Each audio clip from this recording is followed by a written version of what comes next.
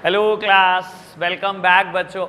बेटा नया chapter start कर रहे हैं, रिवीजन अभी शुरू नहीं कर रहे, ठीक है ना। चैप्टर नंबर 5 स्टार्ट कर रहे हैं। चैप्टर नंबर 5, अभी बुक की जरूरत नहीं है, आप सामने देखते रहो बेटा। जब मैं कहूंगा कि बुक से पढ़ना है तो पढ़ेंगे। आप सामने देख रहे हैं मेरी तरफ, अभी बहुत आराम से चीजों को समझ रहे हैं बेटा। चैप्टर नंबर 5 स्टार्ट कर रहे हैं। चैप्टर का नाम है बेटा emerging mode of business. Emerging mode of business. लो प्यारे बच्चों, सामने देखना मेरी तरफ, अभी मतलब समझेंगे बेटा। कहता है इमर्जिंग मोड ऑफ बिजनेस। देखो बेटा, बिजनेस नहीं बदल गए।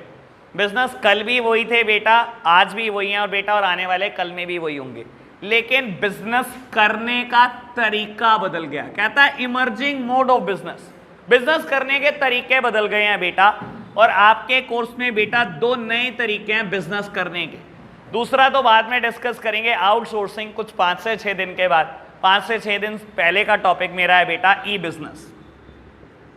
बिजनेस आज भी वही है बेटा, लेकिन करने का तरीका बदल गया है। और हमने बहुत जगह बेटा ये वर्ड पढ़ लिया है बेटा। ई बैंकिंग की भी हम बात कर चुके हैं। ई वर्ड क्या डिनोट करता है? Electronic business, that means using internet, ठीक है ना। ऐसा बिजनेस जिसमें हम इंटरनेट का इस्तेमाल करते हैं। और आज की तारीख में आप देखते हो बेटा, जने खने के पास अपनी वेबसाइट है बेटा। अगर वेबसाइट नहीं है तो अमेजॉन और फ्लिपकार्ट के थ्रू प्रोडक्ट बेच रहे हैं हम। तो बेटा हर कोई बाबू बिजनेस को नए तरीके से करना शुरू कर चुका है। बिजनेस आज भी वही है बेटा, लेकिन करने का तरीका बदल रहा है, ठीक है जी बाबू। मुझे इनिशियली क्या करना है, यही टॉपिक कवर करना है। और मैं क्या करूंगा बेटा, कंपैरिजन करूंगा ई बिजनेस का ट्रेडिशनल बिजनेस के साथ। बेटा पुराने जमाने में हम जो बिजनेस करते थे और आज के जमाने में हम जो बिजनेस करते हैं बेटा, क्या डिफरेंस आ चुका है बेटा पुराने जमाने के बिजनेस में और आज के बिजनेस में, ठीक है। बहुत सारी बातें करनी है इसके ऊपर, और कुछ आपसे भी जानना है बेटा जो आप जानते हो। बाबू देखो, पुराने जमाने में ट्रेडिशनल तरीका जो होता था हमारे बिजनेस करने का, हम क्या करते थे बेटा, बहुत अच्छी मार्केट में एक दुकान लेते थे, ठीक है ना। मान लो किसी को मोबाइल एसेसरी का काम करना है तो बेटा हमारी सिटी में बनर्जी मार्केट दुकान ढूंढता था। किसी को गारमेंट का काम करना है, या तो बेटा मटिया महल दुकान ढूंढता था या नेहरू मार्केट दुकान ढूंढता था। अगर बेटा किसी को फैब्रिक का काम करना है बेटा, कपड़े का काम करना है, वो राय वाला दुकान ढूंढता था। तो बेटा ट्रेडिशनली हम बिजनेस कैसे करते थे, बहुत अच्छी मार्केट ढूंढा करते थे, दुकान में करोड़ों रुपए लगाते थे, लाखों करोड़ों की दुकान खरीदी बेटा, उसमें कई लाखों की फिटिंग्स कराई बेटा, हजारों लाखों का माल डाल दिया बेटा। उसके बाद भी उधार बेचेंगे और उसके बाद भी पता नहीं बिजनेस चलेगा कि नहीं चलेगा। यानी कि बेटा cost of setting up the business is very much high. Traditionally अगर आपको एक बिजनेस सेट करना है बेटा, you need fund in crores, at least in lakhs, ठीक है ना बेटा। लाखों खर्च करो, करोड़ों खर्च करो, उसके बाद भी बेटा पता नहीं बिजनेस चलेगा कि नहीं चलेगा। यही होता था ट्रेडिशनल बिजनेस, सब जानते हैं बेटा। हमारे फादर्स ने भी ऐसे ही बिजनेस शुरू किया हुआ है बेटा, हमारे चाचा जी ने, दादाजी ने, सब ने ऐसे ही बिजनेस किया है। और हमारा जमाना जो बिजनेस कर रहा है बेटा ई बिजनेस, मैं बोलता हूं आज कोई अपना बिजनेस सेटअप करना चाह रहा है, ई बिजनेस सेटअप करना चाह रहा है बेटा, cost of setting up the business is very much low. Traditional business setup करने की कॉस्ट बहुत ज्यादा है बेटा, लेकिन ई बिजनेस सेटअप करने की कॉस्ट बहुत कम है। एक बहुत अच्छी वेबसाइट बनानी है बेटा, ठीक है ना। क्या मेरी वेबसाइट है? मेरी भी वेबसाइट है, मैंने बहुत अच्छे वेब डिजाइनर से बनाई। कितना पे किया होगा? 50,000, 60,000, 70,000, 1 लाख, 2 लाख, बहुत बहुत अच्छी बना दो कि 5 लाख बस। मैक्स, मतलब मैं मैक्स पे चला जाऊं तो मैक्स लिमिट इज 5 लाख, ठीक है ना बेटा। हो गया ई बिजनेस सेटअप जी, हो गया ई बिजनेस सेटअप। तो बाबू अगर मैं कंपैरिजन करूं और कंपैरिजन का बेस लूं cost of setting up the business, तो बेटा ई बिजनेस को सेटअप करने की कॉस्ट बहुत कम होती है बेटा as compare to the traditional business, ठीक है ना। ई बिजनेस बेटा एक कमरे से भी शुरू हो जाता है।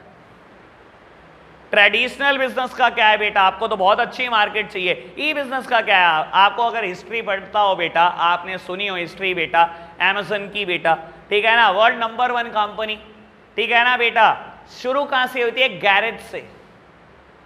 एक गैरेज से कंपनी शुरू हुई है, गैरेज से। और बेटा ये इस रूम का 1/4 भी नहीं था वो गैरेज, 1/4 भी नहीं था। अमेज़न वहां से शुरू हुई है। सर ऑनलाइन की जब बिजनेस आप कर रहे होते हो, किसी को पता होता है आप किस जगह पर बैठे हो, किस जगह से सामान प्रोवाइड कर रहे हो? सर आप सोच भी नहीं सकते कि किस जगह पर बैठा हुआ है बंदा, किस जगह से सामान प्रोवाइड कर रहा है, आपको पता तो नहीं होता ना। आप फ्लिपकार्ट पे बेटा कोई प्रोडक्ट बाय करने का ऑर्डर डालते हो, क्या पता बेटा पर्सन अपने घर से ही बेटा एक रूम से ही बिजनेस कर रहा हो, वही आपको सप्लाई कर रहा हो बेटा, पता होता है क्या लोकेशन कोई मैटर करती है बेटा ई बिजनेस में? ट्रेडिशनल बिजनेस में लोकेशन मैटर करती है कि नहीं करती? सर ट्रेडिशनल बिजनेस में मैटर करती है कि नहीं करती? हमारी जनरेशन तो जब तक शोरूम दिखाई ना दे तब तक चढ़ती नहीं बेटा दुकान के अंदर, ठीक है ना? कोई टूटी फूटी से दुकान हो गया, अरे इस पे कुछ नहीं मिलता, छोड़ छोड़ इस पे नहीं जाना। हमारी जनरेशन की तो फिलॉसफी अलग है ना बेटा। तो बाबू ट्रेडिशनल बिजनेस में लोकेशन की तो बहुत अहमियत है। एक तो मेन लोकेशन चाहिए, अच्छी सी फिटिंग हुई होनी चाहिए बेटा, तब जाकर तो हम चढ़ते हैं बेटा। और ई बिजनेस हमें पता ही नहीं होता बेटा कौन सा बंदा कहाँ से प्रोडक्ट सप्लाई कर रहा है, ठीक है ना? अगर मैं बात करूं बेस लूं बेटा cost of operating the business, तो बेटा ट्रेडिशनल बिजनेस में बिजनेस सेटअप करने की कॉस्ट तो बहुत ज्यादा है ही है बेटा, बिजनेस को ऑपरेट करने की भी कॉस्ट बहुत ज्यादा है। सर बिजनेस ऑपरेट करना समझना, ये मत सोचना कि बेटा बहुत बहुत आसान चीज होगी, बहुत खर्चे हैं भाई एक बिजनेस ऑपरेट भी करना हो, खाली सेटअप नहीं। देखो बेटा अगर कोई इंसान डोमिनोज की फ्रेंचाइज लेता है या मैकडी की या KFC की फ्रेंचाइज लेता है, ठीक है ना यार, देखो जब आपने बिजनेस खरीदा या सेटअप किया करोड़ों रुपए फूक दिए, फ्रेंचाइज में ही करोड़ 2 करोड़ दे दिए होंगे आपने। आप ये सोचो जब आप ऑपरेट कर रहे हो तो कितने खर्चे हैं आपके, कम नहीं हुए खर्चे, आपको ही लग रहा होता है क्योंकि जगह मोस्ट ऑफ द केस में रेंट पे होती है। सहारनपुर का डोमिनोज इस जगह पर है बेटा, कितना रेंट आप समझते हो अप्रॉक्स? एक अंदाजा दे दो, लाख होगा कि नहीं होगा? ज्यादा ज्यादा, चलो ये तो मानते हो कोर्ट रोड मेन लोकेशन पर है, कितना ज्यादा होगा आपको बता देता हूँ। अप्रॉक्स 2-3 साल पहले 1.5 लाख था, 10% का भी इंक्रीज लगा लो तो 1,80,000 आज पहुंच चुका होगा।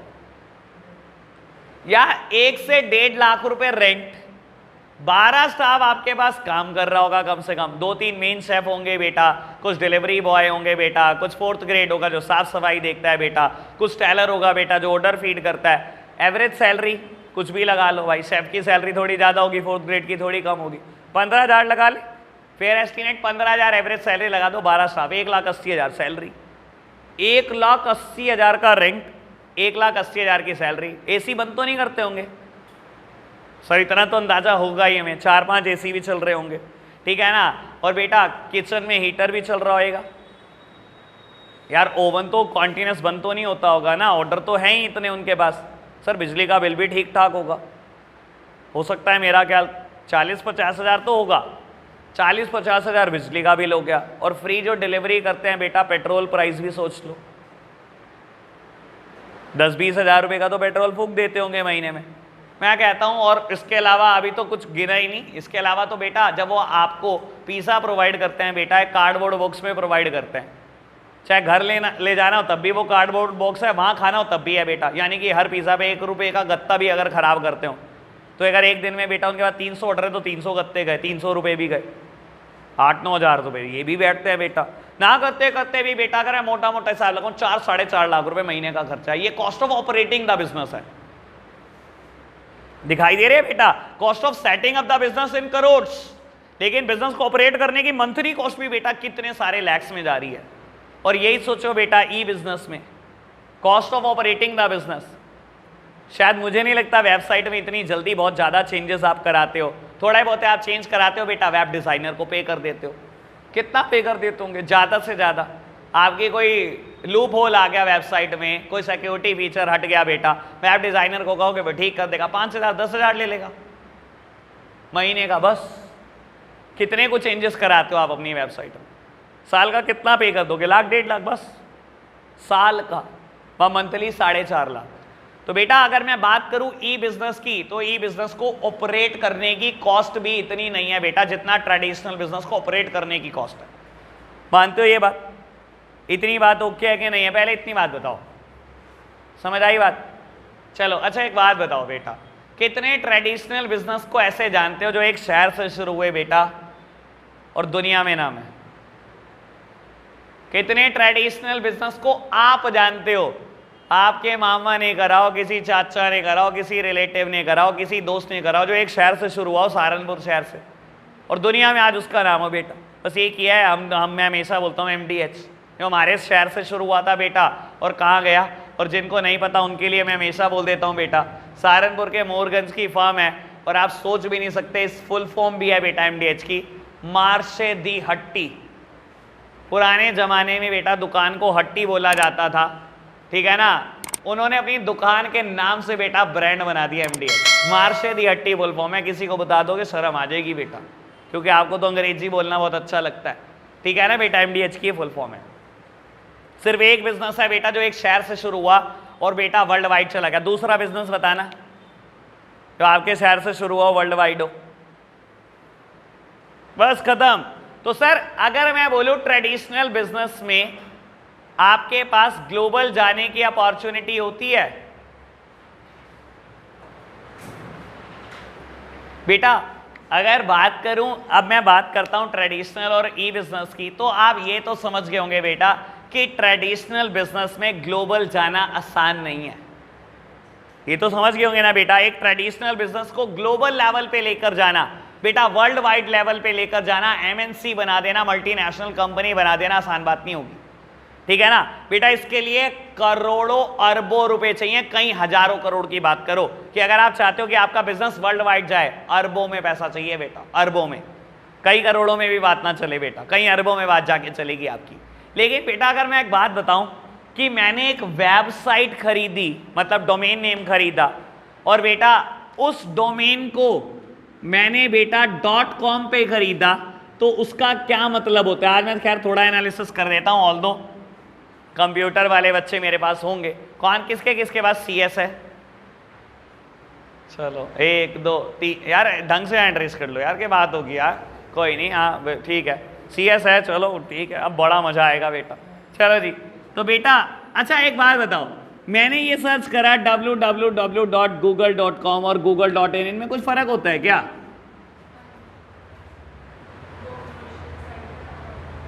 ये कॉमर्शियल साइट है बेटा और ये रेजिडेंशियल। रेजिडेंशियल, हाँ जी, ये गवर्नमेंट साइट है। लवन्या घर का माल है तेरे, पापा ने थोड़ी खरीद लिया ये, गूगल बाबा। हाँ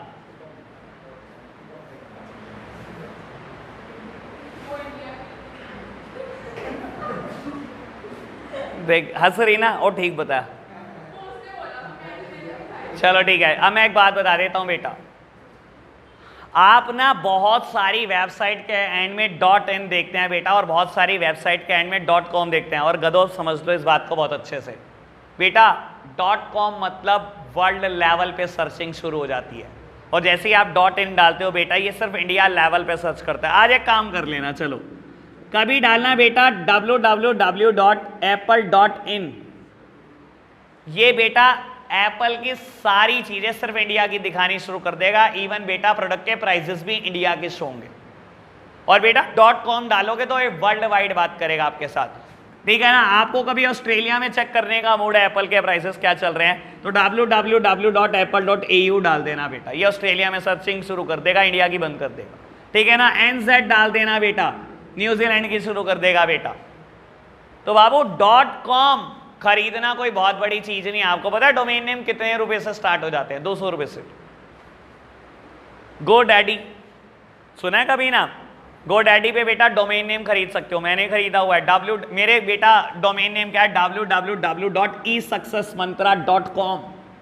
तो बेटा क्या ग्लोबल जाना इतना आसान है क्या बेटा? अगर कोई ई सक्सेस मंत्रा सर्च करेगा तो वर्ल्ड वाइड सर्च हो रहा होगा, वर्ल्ड वाइड सर्च हो रहा होगा ई सक्सेस मंत्रा, वर्ल्ड वाइड। .com लेना बेटा मतलब वर्ल्ड वाइड सर्च कराना किसी चीज को, और .in लेना मतलब इंडिया तक लिमिट कर देना अपने बिजनेस की।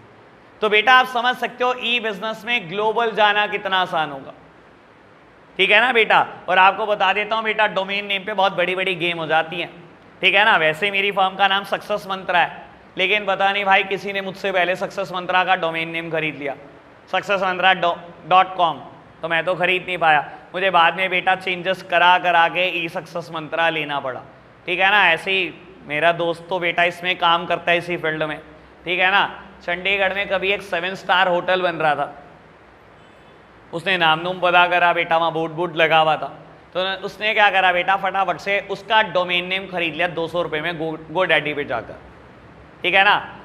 अब ये तो पता था कि 7 स्टार होटल पीछे पीछे घूमेगा, वो पीछे पीछे घूमने शुरू हो गया, सर ये दे दो डोमेन नेम हमारे को, सर प्लीज़ दे दो। उन्हें बाद में उसको 7-8 लाख का बेचा, 200 का खरीद कर।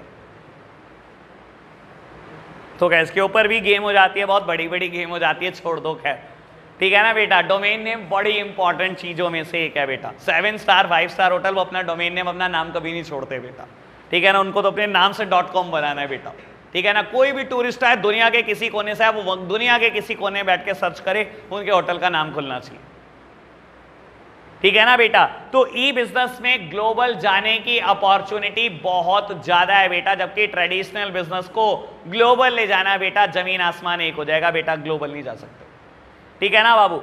अभी बात करता हूं लोकेशन की, ऑल्दो मैं लोकेशन की बात कर चुका हूं बेटा। ई बिजनेस में लोकेशन का कुछ नहीं पता होता आपको, लेकिन बेटा ट्रेडिशनल बिजनेस में हम जनरली लोकेशन क्या चाहते हैं बेटा, नियर ट्रांसपोर्टेशन फैसिलिटी, जहां से रॉ मटेरियल आसानी से आ जाए बेटा, और जहां से फिनिश गुड्स आसानी से सप्लाई हो जाए। आपको बता देता हूं बेटा, आप सहारनपुर सिटी की बात सोचो बाबू, जितनी भी होलसेल मंडी आपको पूरे सिटी में दिखाई देती है, सबसे ज्यादा होलसेल मंडी पता है कहां पर है बेटा, सारी जोग्यान पुल के आसपास। जोग्यान पुल से लेकर बेटा दाल मंडी बोल, खुमरान बोल वाली रोड पर सबसे ज्यादा। क्यों बेटा, फ्यूचर पास में बेटा कभी क्या होता था, यहां पर सारी ट्रांसपोर्ट थी, सारी ट्रांसपोर्ट। जब आप ट्रेडिशनल बिजनेस को सेटअप करते हो बेटा, आपके दिमाग में हमेशा लोकेशन होती है, और बेटा इंसान लोकेशन क्या चाहता है, generally heart of the city, शहर का दिल चाहता है बेटा, ठीक है ना, हार्ट ऑफ द सिटी चाहता है, और जहां से बेटा ट्रांसपोर्टेशन फैसिलिटी बड़ी आसान हो कि अगर आपका सामान आना है बेटा 2 मिनट में आ जाए बेटा आपके पास, और जाना है बेटा आप 2 मिनट में ट्रांसपोर्ट पे फेंक सको। वो बात अलग है बेटा, सरकार ने आज की तारीख में आपकी प्लानिंग फेल कर दी, ट्रांसपोर्ट नगर बाहर उठाकर ले गए, लेकिन बेटा ट्रांसपोर्ट नगर पहले तो ट्रांसपोर्टेशन सारी यहीं पर होती थी ना। आप सोचो अगर मैं होलसेल मंडी गिनवानी शुरू करूं, कम से कम 50 होलसेल मंडी बेटा उसी एरिया में है, उसी एरिया में, हिरन मरान वहां पर, मटिया महल वहां पर बेटा, ठीक है ना, राजन मार्केट है बेटा, सदर बाजार है, पंसारी बाजार है, मोरगंज वहां पर है, नया बाजार है, नकासा बाजार है, इसकी दुकान वहीं पर है नए बाजार में, ठीक है ना, इसको ज्यादा पता है। श्री राम मार्केट है, पता नहीं क्या क्या, कल से ये पढ़ाएगा बाबू ये वाली बात। चलो जी, बात समझ में आई आपको बेटा, ओके बात, इतनी बात में कोई दिक्कत तो नहीं, समझ में आ रहा है बेटा ट्रेडिशनल बिजनेस क्या था और ई बिजनेस क्या चीज है, ठीक है जी। अभी डिफरेंस पढ़े हम बेटा, हम बुक निकालते हैं, मैं आपको बताता हूं बेटा, आपको बुक में अभी किस पेज नंबर पर पढ़ना है। चैप्टर नंबर 5 पढ़ रहे हैं, मैंने शुरू से शुरू नहीं करा चैप्टर बेटा। मेरे पास जो बुक है पेज नंबर 129, पेज नंबर 129, ऐसा हो सकता है आपकी बुक में 128 हो, 130, 131 हो, 127 हो, आसपास ही होगा। मिल गया बेटा। ट्रेडिशनल बिजनेस और ई बिजनेस का डिफरेंस दे रखा है बाबू, बहुत सारे बेसिस पर है, मैं बोलता हूं शायद 15 बेसिस पे डिफरेंस ना दे रखा हो, लेकिन ना आपको भी पता है बेटा हमारे कोर्स में मैक्सिमम 6 मार्क का क्वेश्चन आ सकता है, तो हमने बेटा किसी 6 बेसिस पे याद करना है। ह्यूमन टेंडेंसी है, पहला दूसरा तीसरा तो हम करने वाले हैं, चौथा भी कर ही लेंगे बेटा, ठीक है ना, 5वां भी मैं पढ़ा चुका हूं। मेरे हिसाब से शुरू के 5 और इस पेज का last, ease of going global, बस आप ये 6 पढ़ दो, शुरू के 5 और बेटा लास्ट वाला, बिल्कुल इस पेज का लास्ट वाला ईज ऑफ गोइंग ग्लोबल, बस ये 6 पढ़ दो आप अभी के लिए, और उसके बाद मैं प्रॉब्लम लेता हूं आप सबकी। फटाफट से आप रीड कर रहे हैं, मैं पढ़ा चुका हूं, मैं बता रहा हूं आपको बेटा। एक बार ऑपरेटिंग कॉस्ट दोबारा रिपीट करता हूं, देखो बाबू ये समझ लो, बिजनेस सेटअप करने की कॉस्ट अलग चीज होती है और बिजनेस को ऑपरेट करना एक अलग चीज होती है। सेटअप करने में तो भाई करोड़ों में पैसे हैं, लेकिन ऑपरेट करने में भी ट्रेडिशनल बिजनेस को लाखों रुपए चाहिए होते हैं अगर आपका बिजनेस एक ठीक लेवल का। सहारनपुर का वी मार्ट सोच लो, सोचो अब जरा, कोट रोड पर लोकेटेड है, ताज होटल के बराबर में, जितना उसके पास स्पेस है, रेंट सोचो पहले क्या होगा। मैं नहीं समझता 3 लाख से कम होने वाला है रेंट उसका, जितना उसके पास स्पेस है, बहुत बड़ा स्पेस है उसके पास, 3 लाख रुपए पर मंथ रेंट, ठीक है ना। और बाबू कितना स्टाफ है, 2 फ्लोर शायद 3 फ्लोर कवर करता है वो, 2-3 फ्लोर का स्टाफ, कम से कम 30 स्टाफ है, एवरेजली सबकी सैलरी सिर्फ 10,000 रुपये हो, सिर्फ 10,000, और जबकि इससे बहुत ज़्यादा वाली सैलरी भी होगी, कोई मैनेजर भी होगा उसकी सैलरी भी काफ़ी अच्छी खासी होगी, 3 लाख रुपए सैलरी होगी, ठीक है ना। 3 लाख सैलरी, 3 लाख रेंट, 6 लाख, अब सोच कर देख बेटा, centralised AC system, centralise AC plant लगा रखा है बेटा, 3 फ्लोर की कूलिंग, सोच और सोच के देख बिजली का बिल देता कितना होगा। और आपको बता देता हूं आपकी नॉलेज के लिए, उसके भारी ट्रांसफार्मर लगा हुआ है, मेरे हिसाब से कम 20 kV का होगा, 20 किलोवाट का होगा, कम से कम लोड, ज़्यादा ही होगा, कम नहीं होगा, पक्का, ये भी मैं पक्का बोल रहा हूँ सर। कम से कम 1 लाख रुपए महीना बिजली का बिल देते होंगे, कम से कम। और इसके अलावा और तो मैंने कुछ खर्चे गिने ही नहीं बेटा, क्योंकि इंडिया में देख लोग बहुत गंदे तरीके से हैंडल करते हैं आपकी चीज़ों को, ठीक है ना। जाएंगे, अच्छा उन्होंने सब कुछ प्रेस करके रखा हुआ है, अपना साइज निकाला, चल भाई वो पिछले सारे गिर गए, चल भाई कौन देख रहा, ठीक है ना बाबू, ठीक है ना। यही सब सिस्टम है ना। आपको तो अंदाजा भी नहीं होगा बेटा, कंपनीज ने डिओड्रेंट और परफ्यूम में टेस्टर क्यों निकाले, क्योंकि उनको पता था बेटा हम गधे होते हैं, ठीक है ना। हाँ तो और क्या भाई, शुरुआत तो हमारे से ही होती है, तुम तो हमारी जनरेशन के बाद वाली जनरेशन हो, ठीक है ना। जब वी मार्ट नया नया खोला था ना अम्बाला रोड पर, तो मुझे स्काईलार्क एक शादी अटेंड करनी थी, मैं अपने कज़न के साथ गया, ठीक है ना, शादी अटेंड करने जा रहे थे हम स्काईलार्क, रास्ते में ही रोक लिया वी मार्ट के आगे। मैं क्या हो गया यार, कह रहा यार ऊपर आ 2 मिनट। मैं हुआ गया बता दो यार, परफ्यूम लगाना भूल गया मैं, ऊपर गया परफ्यूम वाला, बेकार फ्रेगरेंस, चल चल भाई नीचे, चलो जी स्काईलार्क शादी जो दी अटेंड होगी। इसी वजह से कंपनी ने टेस्टर निकालने शुरू करे, तुम्हें क्या पता बेटा, ठीक है ना। तो बेटा लोग इतनी बुरे तरीके से आपके प्रोडक्ट को हैंडल करते हैं कि मिस हैंडलिंग कॉस्ट भी बहुत ज्यादा होती है। आप सोचो एक स्टोर ऑपरेट करने का खर्चा कम से कम आपका 8 लाख रुपए महीना है, तो ये है बेटा ट्रेडिशनल बिजनेस को ऑपरेट करने की कॉस्ट। जबकि एक ई बिजनेस को अगर ऐसे ही ऑपरेट करना हो बेटा, मैं नहीं मानता आप 10,000 रुपए महीना भी खर्च कर रहे होंगे। कहां 10,000 रुपए महीना, कहां 8 लाख, कोई कंपैरिजन ही नहीं है भाई, ओके है ना बात। अभी मैं बता देता हूं बेटा सेकंड बेसिस ऑफ डिफरेंस, एक बार मैं रिपीट कर रहा हूं बाबू, लिखा हुआ होगा शायद फिजिकल प्रेजेंस, बेटा ट्रेडिशनल बिजनेस में लिखा है रिक्वायर्ड और ई बिजनेस में लिखा है बेटा नॉट रिक्वायर्ड। और ऑब्वियस बात है बेटा, देखो एक बात सोचो, मेरी वेबसाइट मेरे लिए काम कर रही है, मैं आज ट्यूशन पढ़ा रहा हूं, पीछे से कोई मेरी वेबसाइट को विजिट करता है बेटा और ऑर्डर प्लेस करता है मुझे किसी पेन ड्राइव क्लासेस का, ठीक है ना, मान लो क्लास 12 अकाउंट्स की पेन ड्राइव ऑर्डर करता है, क्या मेरा प्रेजेंट होना जरूरी है? उसको पता है मैं प्रेजेंट हो के नहीं हूं वेबसाइट पे? नहीं, मैं घर जाऊंगा मेरे पास मैसेज आया होगा कि ऑर्डर आया बेटा, मैं पार्सल पैक करूंगा भिजवा दूंगा। मेरे एंगल से सोचो बेटा, क्या फिजिकल प्रेजेंस मेरी रिक्वायर्ड है? ई बिजनेस के केस में नहीं रिक्वायर्ड बेटा, जबकि ट्रेडिशनल बिजनेस दुकान खोली है बेटा, घर आ जाओगे 15 मिनट बाद दुकान भी खाली होगी बेटा, ठीक है ना। हाँ जी बेटा, तो बाबू ट्रेडिशनल बिजनेस में आपकी फिजिकल प्रेजेंस बिल्कुल रिक्वायर्ड है, उसके बिना काम नहीं चल सकता, ठीक है ना। तो हमने 5 बेसिस बेटा स्टार्टिंग के पढ़े और ईज ऑफ गोइंग ग्लोबल हमने बेटा लास्ट पढ़ा, कोई दिक्कत तो नहीं, इतनी बात ओके बेटा। स्टार्ट कर रहे हैं टॉपिक, इससे 2 पेज पहले आ जाओ। टॉपिक का नाम होगा बेनिफिट ऑफ ई बिजनेस, लिखा है बेटा बेनिफिट ऑफ ई बिजनेस, ठीक है जी। ई बिजनेस के क्या क्या फायदे हैं ये पढ़ते हैं, और आपको बता देता हूं बेटा बहुत हद तक ये टॉपिक रिलेट करता है बेटा इसी टॉपिक के साथ जो टॉपिक हम पढ़ चुके हैं बेटा। सबसे पहला एडवांटेज क्या लिखा गया? Ease of formation and lower investment requirement. अभी करता हूं इसकी बात, पहले सेकेंड हेडिंग की बात करें। सेकेंड हेडिंग का नाम है कन्वीनियंस, थर्ड का नाम है स्पीड। पहले सेकेंड फिर थर्ड फिर फर्स्ट और फिर करेंगे छुट्टी, ठीक है बेटा। चलो जी, पहले सेकेंड हेडिंग बेटा, हेडिंग का नाम है कन्वीनियंस। बेटा कहता है ई बिजनेस में बहुत कन्वीनियंस है आपको, ठीक है ना। आपको बेटा कोई प्रोडक्ट ऑर्डर करना है, even at the midnight, even on the Tuesday, आपके यहाँ छुट्टी होती है, even at the election day, बेटा बंद हो जाता है क्या internet? Internet is a open space, ये कभी बंद नहीं हो सकता बेटा। इंटरनेट वर्क करता है बेटा 24/7/365। याद है बेटा, एक बार पहले भी बोली थी ये बात ई बैंकिंग में, आज ई बिजनेस में दोबारा बोल रहा हूं बेटा। इलेक्ट्रॉनिक बिजनेस कर रहे हो, business using internet, internet is a open space, बंद नहीं होता बेटा कभी, ठीक है ना। रात को 2 बजे भी आपको लगता है मुझे प्रोडक्ट पसंद आ रहा है, मुझे ऑर्डर करना है बेटा, just at the click of the mouse आप बेटा प्रोडक्ट ऑर्डर कर सकते हो, ठीक है ना। आपके यहाँ पर बेटा ट्यूसडे ऑफ रह रहा है बेटा, या सैटरडे संडे ऑफ रह रहा है, आपको प्रोडक्ट बेटा ऑर्डर करना है, आप क्लिक करो बेटा इंटरनेट पे तो ऑर्डर होगा ना, ठीक है ना। इलेक्शन डे है आज बेटा, पूरी मार्केट बंद है, आपको प्रोडक्ट ऑर्डर करना है बेटा, क्लिक करो ऑर्डर होगा ना, तो ई बिजनेस के साथ क्या कन्वीनियंस है बेटा, इंटरनेट एक ओपन स्पेस है, कभी बंद नहीं होता। You can order the product 24/7/365, जब आपका मन करे बेटा तब प्रोडक्ट ऑर्डर कर।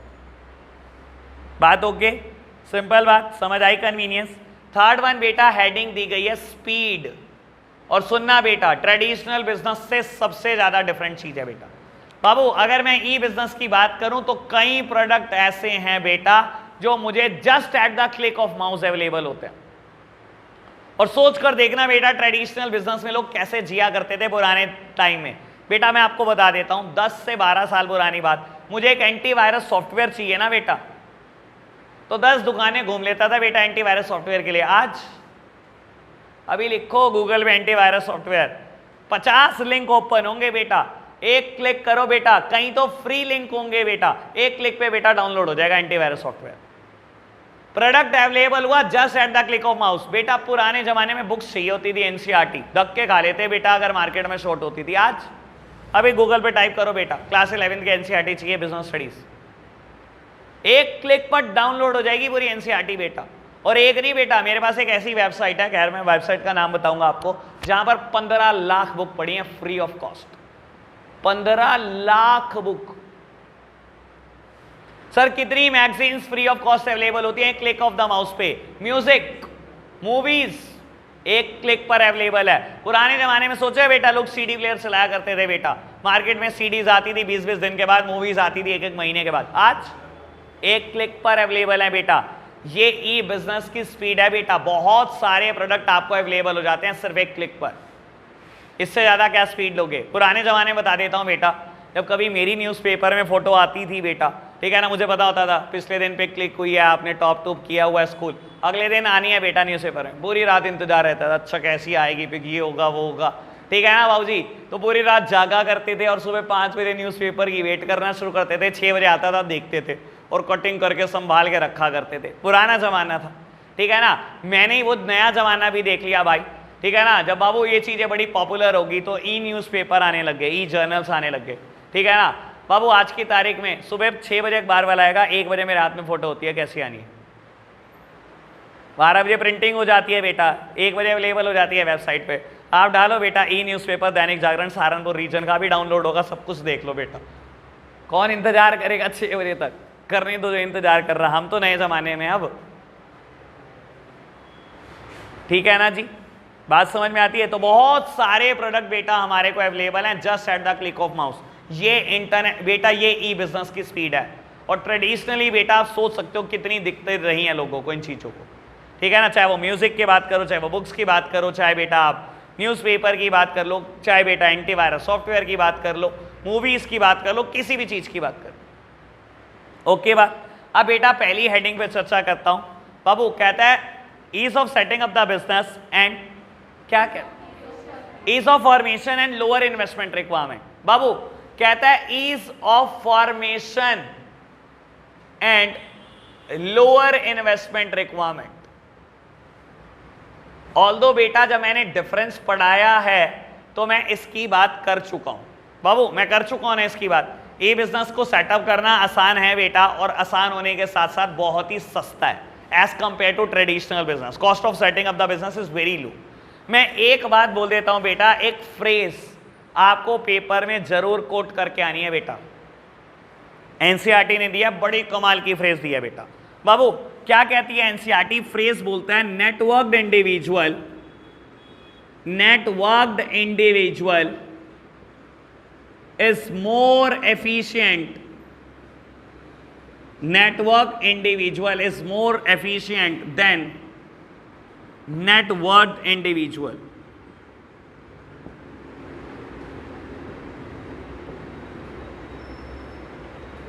बाबू ये कहता है ई बिजनेस ने ना इस फ्रेज को बड़ा पॉपुलर कर दिया। फ्रेज क्या है बेटा, मैं पहले इसके ऊपर आपको एनालिसिस कर दूं। बेटा मैंने बोला networked individual is more efficient than net worthed individual. बेटा नेटवर्थ क्या होती है? नेटवर्थ बोलते हैं कैपिटल को प्यार से। नेटवर्थ का मतलब होता है कैपिटल। बेटा एक इंसान वो ले लो जिसका नेटवर्क बहुत अच्छा है, बहुत बड़ा नेटवर्क है, कहता है वो इंसान बहुत ज्यादा एफिशिएंट है उस इंसान के कंपैरिजन में जिसके पास कैपिटल बहुत अच्छी है। और मैं बोलता हूं बेटा आपके जमाने में इसका क्लियर कट एग्जांपल है बेटा, समझ लो बहुत आराम से। बेटा बिल गेट्स किसी टाइम पर दुनिया का सबसे अमीर आदमी था, बहुत कैपिटल, बहुत ही कैपिटल, ठीक है ना। और बेटा अमेज़न तो बच्ची थी कंपनी, बनी थी, गैरेज से शुरू हुई हुई कंपनी थी बेटा, ठीक है ना, सिर्फ बनी थी कंपनी। और आप सोचो बेटा उसका नेटवर्क बढ़ता चला गया, और मैंने क्या बोला, नेटवर्क इंडिविजुअल आज की तारीख में ज्यादा एफिशिएंट है उस इंडिविजुअल के कंपैरिजन में जिसके पास कैपिटल ज्यादा है। और बेटा स्लोली एंड स्लोली जो सीईओ है अमेज़न का, जेफ बेजोस, वो बेटा दुनिया का सबसे अमीर आदमी बना, और बिल गेट्स बेटा नीचे आते आते 10-12 नंबर पर आ गया। तो बेटा ये फ्रेज देख लो, ई बिजनेस में बिल्कुल क्लियर कट बैठती है। अगर आपका नेटवर्क बड़ा है ना बेटा, तो आपसे एफिशिएंट इंसान दुनिया में कोई नहीं है। और अमेज़न का नेटवर्क आज की तारीख में आप जानते हो कितना बड़ा है। बात ओके है, कोई दिक्कत तो नहीं। अच्छा एक बात बताओ, सोचो, ठीक है ना, मैं जितना मुझे आज कराना था करा चुका, एक्स्ट्रा बात करता हूं। बेटा अमेज़न जैसी कंपनियों की मेन कमाई क्या है? अमेज़न, फ्लिपकार्ट, स्नैपडील, आपको लगता है इनके इनकम के क्या क्या सोर्सेज हैं? अच्छा ये बताओ, आपको क्या लगता है? आज ये तो डिस्कशन होना ही चाहिए, मेरे को लगता है बड़ा जरूरी चीज है। क्या क्या मेन सोर्सेज हैं इनके इनकम के? सर अगर ऐसे बोलोगे नहीं काम चलेगा नहीं बेटा, अगर सीखने का मूड है तो बेटा बोलना पड़ेगा। सब्सक्रिप्शंस, अमेज़न प्राइम पे चला गया क्या? वो छोड़ दे, अमेज़न शॉपिंग की बात करते हैं, ठीक है ना, शॉपिंग वेबसाइट की बात करते हैं, वो तो चलो खैर है, वो बाद में देखूंगा। तो ये हाँ रेट बढ़ाकर बेचते हैं, थोड़ा सा कमीशन ले लेते हैं बेटा सेलर से। देखो अगर कोई प्रोडक्ट अमेज़न अपना बेच रहा है तो बेटा उसमें प्रॉफिट चार्ज कर रहा है, ये आप मानते हो एक मेन सोर्स है। अमेज़न अपना ही कोई प्रोडक्ट बेच रहा है, बेचता है अपने प्रोडक्ट भी, अमेज़न के अपने प्रोडक्ट भी हैं बेटा, बेचता है, तो उसमें तो बेटा प्रॉफिट है उसका। अगर कोई प्रोडक्ट उसकी वेबसाइट पे कोई सेलर बेच रहा है तो बेटा उससे कमीशन चार्ज करता है कि नहीं करता? यार इतने तो शरीफ नहीं होना क्या ये भी नहीं पता? ठीक है जी हाँ ये पता है, कमीशन चार्ज करता है। और डिलीवरी चार्जेस, अगेन बेटा कुरियर कंपनी से भी कमीशन चार्ज करता है, ठीक है ना। कुरियर के नाम के अगर 30 रुपए जोड़े ना तो अमेज़न कुरियर को पूरे 30 तो दे ही नहीं रहा होगा भाई, 20 दे रहा होगा, कुरियर में भी कमा रहा होगा। अगेन डिलीवरी चार्जेस बेटा, बहुत अच्छी बात। और हैं तो अमेज़न की थोड़ी इनकम है, टैक्स लगता है वो तो सरकार को जाता है, फिलहाल मैं हूं मतलब मेरे घर आ जाता है। और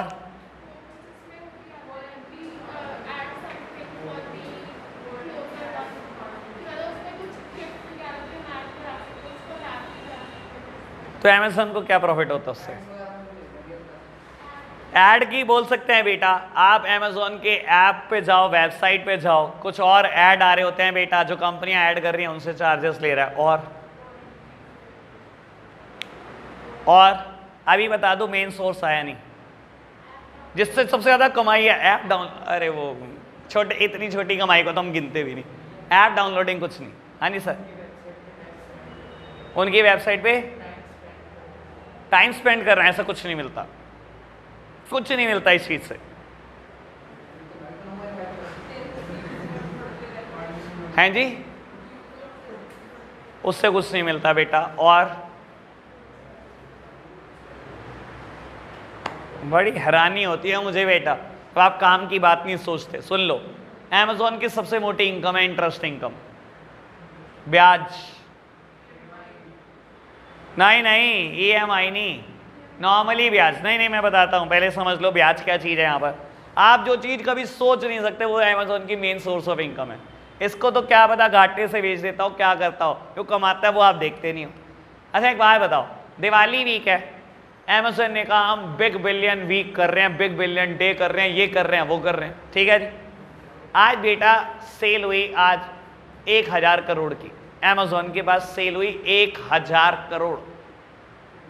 अब एक बात समझना, मैं बोलता हूं आप एक कस्टमर हो, आपने क्रेडिट कार्ड नहीं सेलेक्ट करा, आपने डेबिट कार्ड सेलेक्ट नहीं करा, पेमेंट का आपने नेट बैंकिंग सेलेक्ट नहीं करा, जबकि बहुत सारे कस्टमर नेट बैंकिंग से भी पे करते हैं, डेबिट कार्ड से भी करते हैं, क्रेडिट कार्ड से भी करते हैं, तो अमेज़न को इंस्टेंट पेमेंट मिलती है।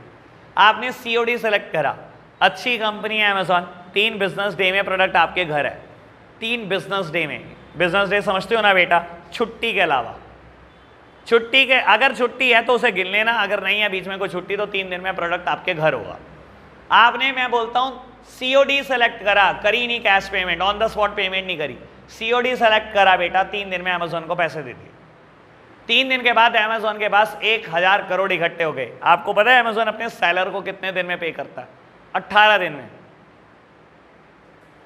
ठीक है ना। आपने एक आईफोन ऑर्डर करा, अमेजोन ने थोड़ी दिया आपको, आपने आईफोन ऑर्डर करा, उसने बाहरों बार किसी सप्लायर से उठाया, आपके पास पहुंचा दिया, आपने सीओडी सेलेक्ट करा, 3 दिन में आपने पेमेंट दे दी। मुझे कब देनी है? सेलर को 18 दिन में, यानी कि मेरे पास भी 15 दिन है, मैं 15 दिन पैसे का यूज करूंगा। 15 दिन 1000 करोड़, 1000 करोड़ अगर मैं कहीं 5% पे इन्वेस्ट कर दूं और मैं 15 दिन यूज कर लूं उस पैसे को, 15 दिन की ब्याज, 15 दिन में अगर मैंने 1 करोड़ भी ब्याज कमा ली, और अगर मैं इसे साल भर कमाता रहा तो साल के क्या मैं 365 करोड़ ब्याज के कमाता हूं। जो चीज आपको दिखाई नहीं देती वो पूरी गेम ये है, पूरी की पूरी गेम ये है, पूरी की पूरी गेम। सर जोमेटो क्या होता है पता है आपको? जोमेटो की मेन इनकम इंटरेस्ट, इंटरेस्ट। जितनी ऑनलाइन कंपनियां आप ऐसे ही सोचोगे सबकी मेन इनकम इंटरेस्ट है। समझ लो बेटा, आपने कोई प्रोडक्ट ऑर्डर करा किसी रेस्टोरेंट से, ब्रावा दा ढाबा, ठीक है, मैं कुछ चीजों के नाम ले देता हूं, मुंह में पानी आना चाहिए, छोड़ो। 500 रुपये का आपने प्रोडक्ट ऑर्डर कर दिया, कुछ भी, ठीक है ना, 500 का प्रोडक्ट ऑर्डर कर दिया बेटा, सीओडी सेलेक्ट कर दिया, बाबू डिलीवरी बॉय आपके घर आया, आपने 500 उसको दे दिए, उसने क्या करा? जोमेटो के अकाउंट में 500 डाल दिए। ब्राह्मण ढाबे को मिलेगा जी, 15 दिन में मिलेगा, क्यों टेंशन ले रहे हो? दिन की सेल पता है जोमेटो पे कितनी है? होश उड़ जाएंगे, होश, कई 1000 करोड़। और बेटा 15 दिन की ब्याज, टोटल मिलाकर कई 1000 करोड़ ही बैठेगा भाई, 1 साल की इनकम। और जोमेटो की मेन इनकम लोगों को क्या लगता होता है बेटा कि वो इसमें कमाते हैं कमीशन, कमीशन। ये तो बड़ी छोटी इनकम है, ये तो कोई देखता भी नहीं। आप अगर एनालिसिस करोगे बेटा, इन सब की मेन इनकम इंटरेस्ट है। जितनी कंपनियां, ओयो मेन इनकम इंटरेस्ट ही निकलेगी, बाद में देख लेना। वो होटल को बहुत जल्दी से पे नहीं करते, अगेन 15 दिन में पे करेंगे, 20 दिन में पे करेंगे। बात ओके, समझ आई बात? चलो जी, आज के लिए हम इतना ही रखते हैं बच्चों, बाय बाय।